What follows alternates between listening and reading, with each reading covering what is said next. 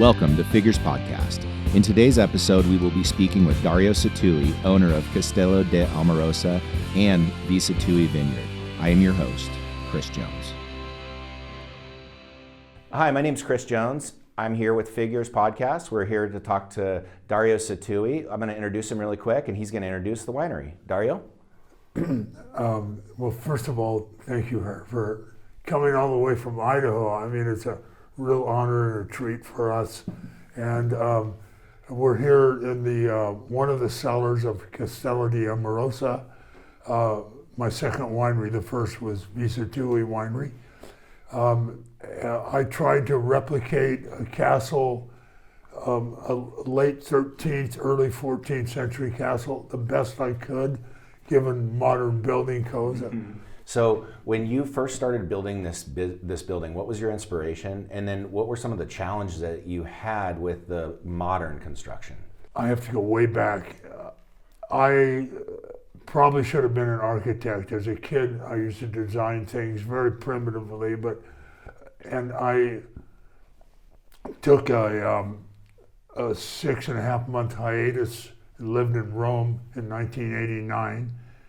And I would rent cars and go out in the countryside of Lazio, Umbria, Tuscany, and go into all these. There were a lot of abandoned buildings and farmhouses. People were tired of living in the country. They wanted to move to towns or cities. And palaces, castles, churches. And I was totally enamored with these places. And I just was in awe of these places. And so it was a real passionate thing for me. I would get up before dawn, I'd come back after dark because I love this stuff. And virtually nobody ever went with me twice because I was fanatical. So I took thousands of photographs. I made drawings. I measured with my tape measure. I always had a hammer in my backpack, so if I couldn't get in through a window or the door was unlocked, I'd unlock it. And never stole anything, always nail the door back together. But if I couldn't get into a place, I would dress up with a suit and tie, pretend I had money, and I'd go to a real estate agent and I'd say, I want to buy a castle. What do you have to show me? So I got into some of the places I otherwise wouldn't have gotten into that way. So I saw a lot of castles, a lot of architectural. I was really in love with medieval architecture. And so I'd done basically my research then, and subsequently when I bought the monastery, I went out day after day after day. I mean, I was nuts. And I told Nina, castles and beautiful architecture are like beautiful women to me. Sometimes I tremble. I love it, and I don't know why. And I now own 3 places in Italy. One is a Medici palace. One's a castle hotel. I only own part of that. And I own a beautiful castle in France, and almost bought a second one. I mean, again, I told you downstairs, I have something wrong with me, and I know that. And I've never made a penny in any of these places. I've just spent money. So I have an incurable disease, and I've almost bought other places. But my wife's either taught me out of it, or somehow it hasn't happened. But I mean, something's definitely wrong with me. Well, a question for you. So when you started building this, was the inspiration for it to be a winery all along? No. Okay, here's what happened. Sattui Winery, my first winery, was doing well. And I loved Italy, and so I was going to semi-retire and spend 4 to 6 months a year in Italy. This property had been for sale for several years. They wanted $10 million. I couldn't afford $10 million. And I had no intention of building the castle on it. You'll see my house at the bottom of the hill. It's a 3-story Victorian. It's one of the nicest houses, I think, in Napa County. And that's why I wanted the property. It's 171 acres. It has a beautiful home, has a little lake, it has history. A person named Colonel William Nash came out from Tennessee a year before gold was discovered and built the first house, one of Napa's first 12, 15 houses, still there. My renters haven't burned it down yet. And he was already famous because Nashville, Tennessee is named after his family. And in any event, so it had a lot of beautiful history. So I love all this stuff. We have a little creek when it rains, it flows, and I was going to replant Nash's old vineyard and sell the grapes to Sattui Winery. And a few months went by. Oh, I have to tell you this. With the property, again, 171 acres, came a great building permit. And I gave zero value to this building permit. The building permit was for 130,000 square feet of building. The last public tour and tasting permit ever given in Napa County in 1989, which meant you could just walk into a winery without a reservation, and an allowance for 250,000 gallons of wine production. That was probably a really valuable permit, but I didn't want another winery, so I gave it zero value. But after a few months, I started thinking, well, maybe I'll just build a 7,000 or 8,000 square feet building that resembles a medieval farmhouse, actually a monastery. I'd bought a monastery by that time. 7,000, 8,000 square feet, ended up morphing into about 145,000 square feet. Oh my goodness. So it's about 3.5 acres, 4 levels above ground, 4 levels underground, 107 rooms, every room different from any other room, and most of it underground, approximately 70% underground. Can I interject one thing? Absolutely.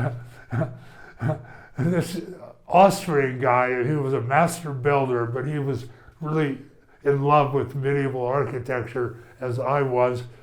He sent one year 2,000 primitive catalogs, 4-page catalogs to the United States, and he was trying to sell wine cellars. Okay.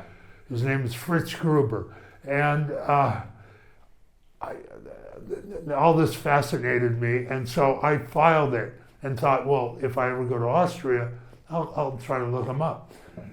So 5 years later, I remembered the brochure, and I was going to Austria, and it was January, and it's snowing, and I show up at his doorstep, and his snow coming down, holding up the brochure. I didn't know if he spoke English. And he opens the door, and he starts laughing at me. And I thought, oh, I must have spinach on my face from lunch. So I asked him why he's laughing, and he said in broken English, do you know that approximately 5 years ago, I sent 2,000 of those brochures to the United States trying to solicit business. 5 came back, wrong address, and nobody ever responded. And now you're on my doorstep in the middle of winter, come on in. And so I spent 4 days at his house. He was nuts like me. He built a labyrinth of medieval rooms underneath his house. And so I tried to enlist him to come. He eventually came, at his house he said, a wine cellar I can understand. But he said, you want to build a castle? You're crazy. But anyway, he came over, he built the first 2 rooms. He takes credit for all 107. I don't care. And he showed us how to do it. And I had a really astute guy, the guy that ran the job, that learned from him. And then we built all the rest of the rooms ourselves. But a lot of things are happenstance. I was on my motorcycle with my girlfriend, and I was taking a shortcut to a castle. And whenever I'm on private property, I pretend I don't speak Italian. And, I didn't understand the sign. And this lady came running out, and she said, you're on private property. I knew that. And so I said, well, I was trying to take a shortcut to a castle. And she said, and I noticed there were 3 buildings that were, you could see they were built somewhat recently, but they were in the medieval style, and they were really well done. I said, who built those? And she said, oh, my husband, but he's not here right now. And so I went to lunch, and she said, yeah, you can call him after lunch. So I did call him. I came to his house, and he was from Denmark, trying to live his dream in Italy with a farm that made wine and olive oil. And what happened, I talked to him for about an hour and a half, 2 hours, and I asked him if he'd come and build the castle for me, because I thought he could a good builder. And he said, I'll come. And I said, oh, you haven't even asked your wife. And then he said more firmly, I'll come. And so I backed off. And then we had a lot of conversations, and that's when I had the monastery over the next 3 weeks. I still didn't know if he'd show up. And then on the appointed day in early 1994, he showed up on my doorstep. And that was the builder that, and I'm not a builder, you know, I'm an idea guy. And without him, he was a son of a bitch. He was not a nice guy. But I put up with him, swallowed my pride for 10 years till I finally found somebody else. American contractors couldn't understand what I was trying to do, and they were afraid of it. And I finally found another guy in Italy, and now we're friends today. But Lars was a great builder, but not a nice guy. Sure, I can imagine. So at some point you decided to transition this into a winery and not just kind of an old farmhouse. Okay. When did that happen, and why? Okay, the truth is, I just wanted to build. You know, it was a long process, almost 15 years. And so, and towards the end, I thought, oh, what am I going to do with this building? And, sure. Well, I know how to make wine. I'm being too honest, probably. You know, I always tell the press to honor my Italian heritage and so forth. And it was partly that and so forth. But I just wanted to build. And so I decided, okay, I'll make a small winery, and we'll make small lots of Italian varietals and try to be different than Sattui, different vineyards, and different style of winemaking. And so that's what we did. Okay. So once you kind of established that style of wine and started bringing in business, I guess, it sounds like you decided to go with a little bit different strategy in terms of commercializing it, right? I understand that you go directly to the consumer as opposed to some of the retail outlets. When I started Sattui, I was living in a van. I mean, I didn't know what the hell I was doing. I didn't know anything about wine. I drank cheap wine in college. And sometimes it's good not to know too much, because if you know too much, maybe you follow your predecessors, and if you don't know how to do it, maybe you're creative and you do it a different way that other people aren't doing it. So I came up with the idea of Sattui, picnic grounds, a deli, which nobody was doing. Basically, wineries had signs, keep off the lawn, no picnicking. Most wineries 45 years ago, all they wanted to do was make a good impression upon the visitor in their tasting room, so that when he went back to Omaha or New Jersey, he'd think of their wine and hopefully buy it. Me, I was totally different. When I started, again, I didn't have any money, and I had $8,000, $5,000 I saved, and $3,000 my mother gave me, and so I did everything differently. And we started weddings. We were the first winery in Napa Valley to do weddings. We started selling direct, partly because I didn't know how to do it. Sure. And now everybody's copying. Then people were laughing at me. Now a lot of wineries are copying me. So we did a lot of things differently. I needed a commercial zoning where the traffic was going relatively slowly, where people were probably a little bit hungry because it was the middle of the valley. Maybe they had to urinate. Any reason at all to get them off the road. Sure. You know, maybe they're tired of driving, I couldn't be on the left side of the road because people are going home, they're tired, they've spent their money. So there were 3 possibilities, and I chose the Sattui one. One was down valley, I thought that's too soon, and one was too far up valley. Anyway, and it wasn't a great location at the time, but boy, has it worked. And so we put in the deli. I had nothing. I found an old deli case that was rusting across the street in the supermarket. I had redwood put on the front and sides so nobody could see the rust. Had an electrician hook it up. We used to have barrels and planks for shelving. And I didn't even own the building. I didn't own the property, but fortunately I got an option to buy it back. I was for a while living in the van, and then I lived in one room for 11 years till my wife made me get out. She said, "You're the owner of a Napa Valley winery. Why are we living in one room?" I didn't care. I was building something. Sure. I didn't even have a kitchen. I didn't care. To me, I don't know. I don't know. For me, it was normal, and but women always win, so I moved. Well, that does happen. So you started selling direct to the consumer. I mean, that was a really progressive thing back in your time, right? And so now, obviously, you see a lot of these wine clubs and different things, which probably always existed, I'm assuming, but maybe not in the prevalence that we see today. I mean, did you start down that realm, or was it mostly just kind of roadside? Well, we have a wine. What we try to do is convert the people who taste and buy our wine into club members if possible. And but it's always been at both wineries direct sales. In fact, I believe, and I'm pretty sure that I'm right, that both our wineries sell more wine direct than anybody probably in the United States, any wineries in the United States. But we've always done so. That's been our tact. So how do you get somebody that's from a kind of far away that's not obviously driving by to actually be interested in purchasing the wine? At this winery, Castello Amorosa, I was worried about that. I want to be right in the middle of the road, if I could be. Sure. Sattui's maybe a couple hundred feet from the road. In the early days, I only could afford one picnic table, Sears and Roebuck, $93. And so I put my father out there as a shill.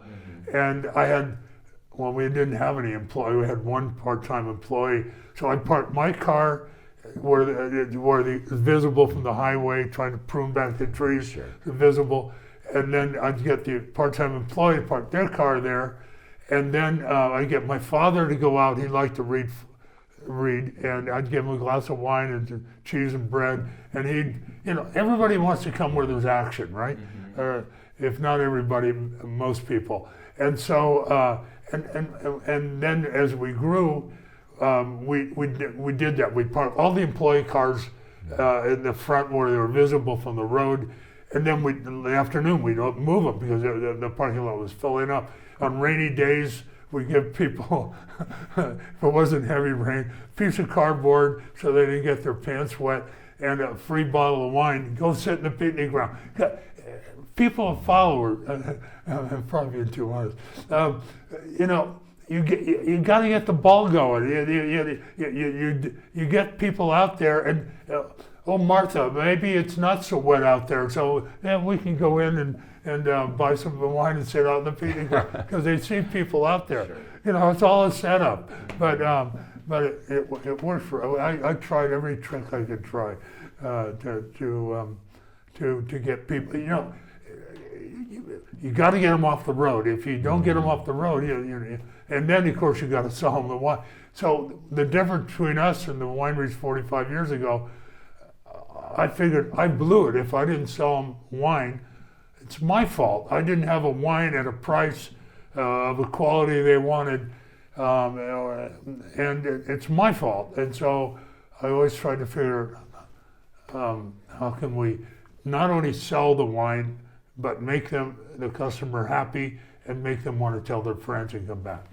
That makes total sense to me. Yeah. So, to talk about the wine. I think the wine's really important for us to talk about, and I don't know a ton about the wine other than I like it.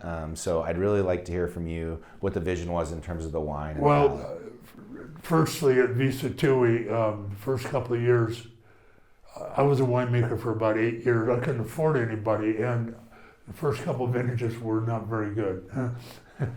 I didn't know anything.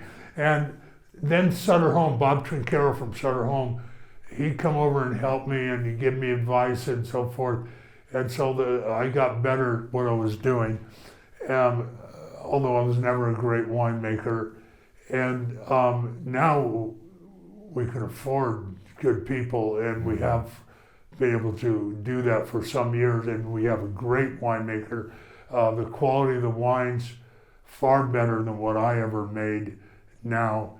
At both Sattui and the Castle, and we sell them for the most part, I think, at really fair prices. And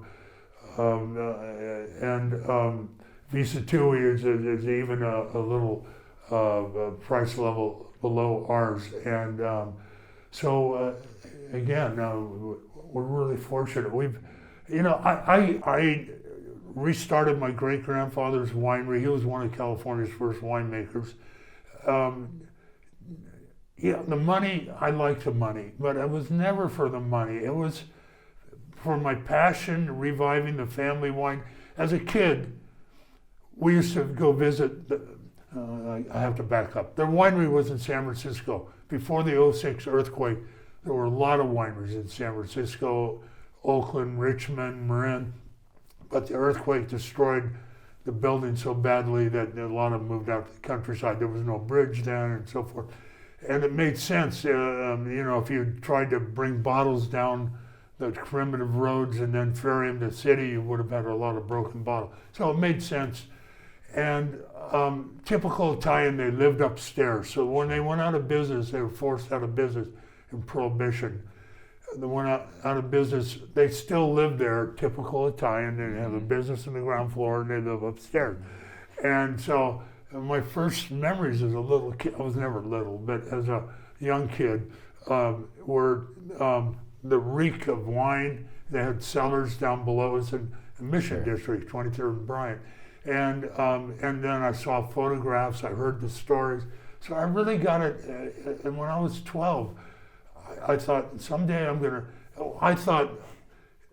try to get them to restart the winery, and then I'll learn from them, and at some point I'll take it over.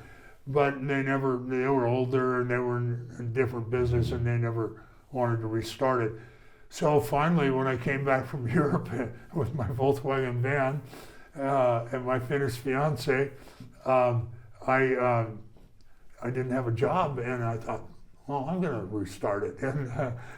And so I started substitute teaching school, and I was known as a disciplinarian because I'd rough up the kids. Go ahead and sue me, I don't care. I don't have anything anyway.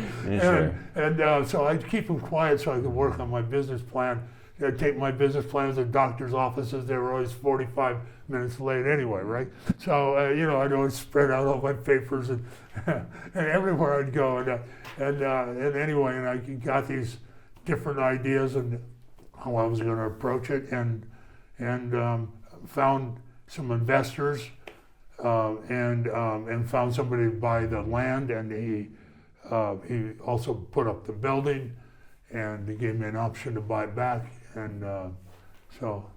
Well, that's great. Well, congratulations. I do want to talk a little bit more about your grandpa, though. I mean, when you told him that you wanted to do wine, what was his reaction? Okay, I never knew my grandfather. He died before I was born, but my great-grandfather lived to be 94.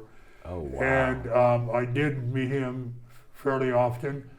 And he'd come from Italy in 1882, started a winery, Sattui winery, shortly thereafter in North Beach, and then subsequently moved out to the Mission District, and they did really well. They were shipping to Washington, Oregon, did a good business in California. They made money, and my great grandmother I've been told my great-grandfather was a brains and she was a really hard worker. I don't know if that's true, but in any event, they did well. And so I kept getting it in my mind, I'm gonna somehow be involved or restart Sattui Winery. Mm-hmm. And again, money wasn't the primary object. I've been in business for myself since I was 9 years old, and I never needed my parents' money. I always made my own money one way or another. And but money wasn't the primary reason. I wanted to bring back the family winery. Mm-hmm. Well, you certainly did, right? In I a big way. I think if you do things for money, you're a prostitute. And you probably won't do them as well as if you do them out of passion. If you do them out of passion, I mean, you put everything you have into something, and you'll probably do a better job than if you do it for money. And I totally believe that. I believe that too. All right, so glass fire. Let's talk about that because that had major impacts on you, and I understand one of your buildings actually burnt down. Let's talk about the impacts as well. Okay, the castle itself did not burn down, although we were nervous that it might have burned. A detached building about 10,000 square feet burned down, would contain most of our offices, our winery laboratory, a bottling line on the ground floor, fermentation tanks to the left on the ground floor, and a warehouse to the right on the ground floor, which had over 100,000 bottles of wine, many of which were really valuable, older vintages, special wine. So it was a huge loss for us. And that fire started a few days prior in late September in the eastern hills of the Napa Valley. And on September 28th at 1 a.m., I drove about 150 yards across the Napa River, which is 100 yards from here. And I couldn't believe it. When I crossed the river, the vineyard on the right, vines are widely spaced, so it wasn't a lot of fuel, it wasn't on fire. The grass field on the left, just after the bridge, was totally burned with some spot fires. And there were 2 fire trucks there, Cal Fire. They put out most, but not all of the spot fires, and it was kind of a windy evening. And then they went away about 1:45. I stayed a while longer. I went to sleep about 2 o'clock, thinking, no way the fire's gonna jump the river and then jump the highway, which is a 2-lane road, and to get on our property.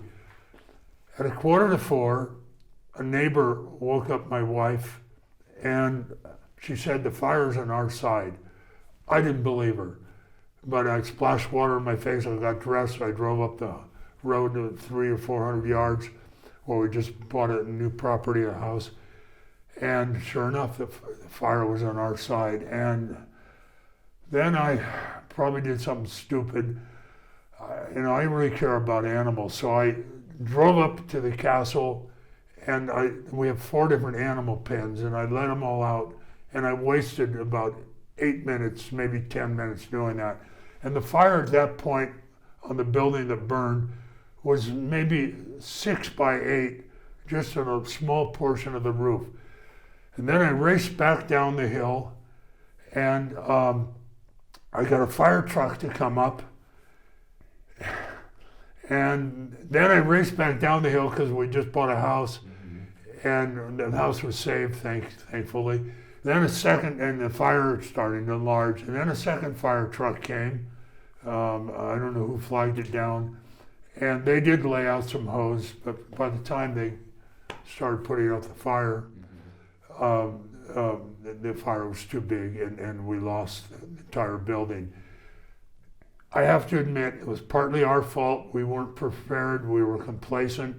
We had a fire pump that wasn't working because the PG&E had shut off the power, and the generator wasn't large enough to handle. It's a long story. Anyway, it wasn't working, and now we trained some of our employees. We have our own fire department. We have pumps. We have training drills, and so I think the next fire will do a lot better. And then the fire moved towards my house, and I was scared to death. We stayed up night after night and watered down everything, including around the castle here. The fire got within 25 yards of the castle, and it did burn a tent in the courtyard and a wine press and an old wagon I had. But in any event, it never burned the castle. But I thought for sure we were going to lose our house. We packed everything in the cars, and so we could make a quick getaway. And then we didn't sleep much. And the fire did get within about 100 yards of our house, and maybe the wind changed. I don't know what happened. And then the fire drifted towards Schramsberg. The people that make sparkling wine were neighbors of Schramsberg. I thought they were going to lose everything there too. And then the fire department thankfully saved Schramsberg. All right, so one of the questions that I had for you is, what types of wine do you make and where do they come from? With Pinot Noir, Pinot Grigio, Pinot Bianco, Moscato, Vermentino, basically Italian varieties. And then in Napa County, we grow Merlot, Cabernet, Sangiovese, Malbec a little bit. And the style of wines we try to make are wines that go well with food. They're not over alcoholic. They're not over oaked. They're balanced. I believe them to be elegant, and they pair well with food. The food makes the wine taste better, and the wine in turn makes the food taste better. So that's the way we've approached it, and I try to tune myself to the market. And most wineries in the Napa Valley are making Cabernet, maybe Chardonnay, Sauvignon Blanc, 3 or 4 varieties. Sattui, we make 50 varieties. Not 50 varieties, but maybe 5 Cabernets and so forth. And I want to have a wine at a price, at a quality for everybody that comes in that door. Again, if they don't buy it, I blew it. They didn't blow it. And so at the castle, we make about 20 wines because, for instance, very few wineries in Napa Valley make a sweet wine. No kidding. We sell the heck out of sweet wines. And so, great. I hope they continue not to do that. But, I try to make not only what's the best quality I can, but also what the market wants. And I think a lot of wineries aren't doing that, or to a very limited extent. So, in my opinion, I'm glad they're not doing it. Well, it's demonstrated in your success. I mean, how many bottles of wine do you sell a year? We sold, in 2019, 2020 was a disaster. Yeah, we won't. We sold about 54,000 cases of wine. That's unbelievable. Yeah, direct. Wow. And Sattui sold close to 60,000 cases of wine direct. What a business. That's amazing.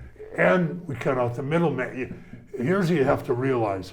If you sell wholesale, you're selling for half the price of retail or less, sometimes 45%. And you have to provide samples to a distributor, and you have to send your owner and your winemaker, who should be making wine, around the country to butter up the distributors. And there's been a great consolidation of distributors. There's only 2 or 3 major ones left. There used to be a lot of distributors 40 years ago. And they'll take you in their book, but they won't do anything for you. They want to sell, they're order takers basically. They want to sell what's easy to sell. So while you're spending time with them a couple of days, they'll go around with you, and then they'll forget about you. So, if you're a well-known winery, okay, then you have a lot of leverage. But if you're a Joe Blow winery, or a new winery, it's really tough. And that's why a lot of wineries in recent years have made an effort to sell directly to the consumer. Yeah. Because otherwise they can't survive. Sure, that's understandable. Yeah. Wow, that's crazy. So one of the things that these guys are telling me is you have a tremendous interest in philanthropic activities, and I'd like to understand about that and what your passion is there. Okay, I have to admit, in the beginning, all it was about was surviving, and I wasn't really very philanthropic. And I donate a few bottles of wine here and there. But in recent years, I was instrumental in building a Boys and Girls Club in Calistoga, and my name's on the Boys and Girls Club. I built a preschool. I didn't donate all the money. I donated $1 million to preschool, and so my name's on that. It's right next to the Boys and Girls Club. I just donated a few months ago $2 million to do research for heart disease at Ucsf, University of California at San Francisco, great institution. Can you tell me about that? I found out I have a little bit of a heart defect. I thought I was in great shape, and I really like the care I've gotten at UCSF. And so now I've become somewhat friends with the doctors. I'm coming back to dinner again in a couple of weeks, and so I decided to make a donation. Actually, I misspoke. It wasn't to UCSF. It's to an affiliate of UCSF, run by an Indian guy named Deepak, and they're doing research on my problem, and if it won't benefit me, hopefully it'll benefit other people. Sure. So and then the Italian American Museum, a lot of wildlife organizations. I donated a lot of money. I care about education, the environment, older people, wildlife, and I put over 600 acres into the land trust, which will never be built upon, because I remember how things were 45 years ago when I started, and it's Napa Valley has grown a lot, and it's sad to me, and I wonder what the Napa Valley will be like in 20 years, and I'm pessimistic. I hope I'm wrong. I'm sure you're wrong. We didn't have our first vineyard for 10 years. I didn't have any money.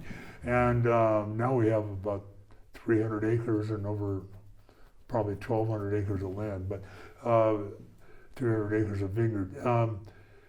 And then another mistake I made is, and I don't know if it's a mistake, my mother's from Buffalo, Wyoming, and real conservative. And so I was always brought up fiscally to be conservative, and I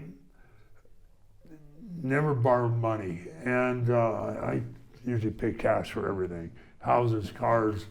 I paid cash. Well, I actually borrowed $364,000 from Wells Fargo during the 15th year of this, because I was out of money. But I made money at Visa Tui, and I'm a saver, so I socked it away, and I basically paid cash for this whole thing, and I paid back Wells Fargo a year and a half. Anyway, in any event, and I didn't borrow money at Visa Tui. So mistake I made was not to leverage more. I was always cautious, and I'm maybe too cautious. I'm okay with that. That is okay. I mean, everybody's got a different approach, and you can get burned doing that too, right? So. Yeah, I still don't use a credit card much. My wife buys a coffee with a credit card. Come on, I hate credit cards. That's the third biggest expense we have. Cost of wine first, labor's the second, credit cards the third biggest expense we have. I hate them. And now the credit card companies have done such a good job. 85% of the people pay with credit cards. Yeah. Including myself, because of the points. I mean, why not? Right? Yeah, you son of a gun.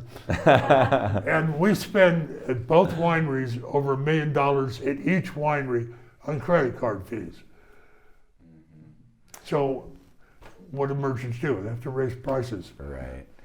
So this is an amazing experience. If you guys ever have an opportunity to come out and check out the winery, I would highly recommend it. It's more than just the wine, it's the experience, and it's worth coming. Thank you.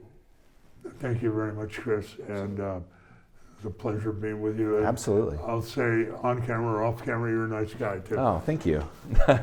I try my best.